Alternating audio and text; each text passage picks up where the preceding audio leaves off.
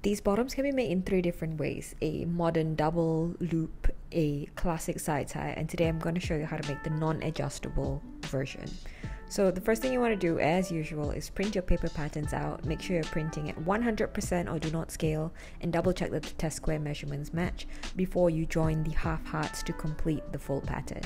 So these patterns that I make are compatible for both letter and A4 format, so you don't have to worry about that, as long as you're printing at 100% or do not scale.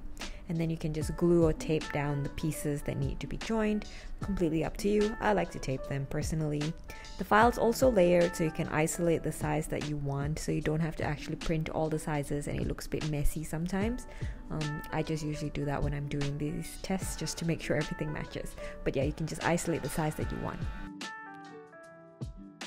When that's done, you end up with 2 pieces like this, which you're going to cut in both the lining fabric and the self.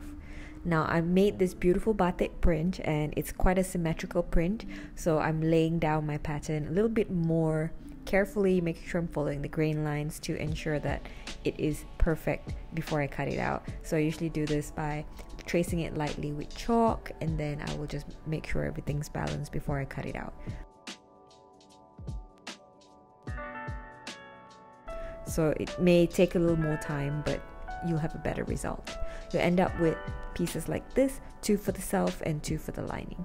And we're going to start as usual by joining the crotch line. So you want to make sure that you match the notches in the center, and we're going to match the fronts and the backs together for both the self and the lining. And then we're just going to stitch it down with a overlock or a zigzag stitch.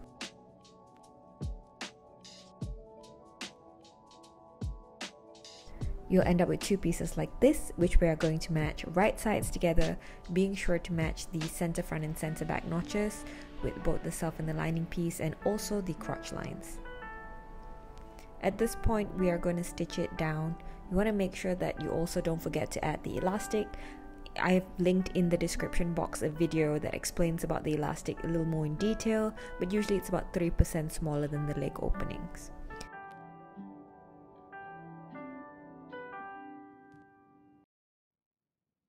We're going to create a little opening so that we can loop some side straps through. So I always cut my strap measurements a little longer so I have wiggle room when I do a straight stitch over them, and the measurements are in the guide. We're just going to loop and stitch the 2 fronts first before turning it out to the right side through that little crotch opening we made earlier. So this is what you'll have. This is a little extra step, but it's really good to prevent a little human error that happens so often where the straps are like inverted or go wonky, and this just prevents that. So we're going to loop one side through the crotch, and then loop that corresponding side strap down, and then we're going to straight stitch.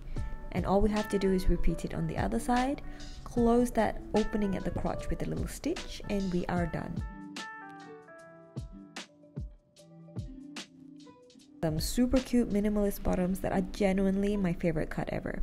You can see the other methods of stitching linked in the description box, and if you have any questions, you can totally comment them below, and I will see you in the next one.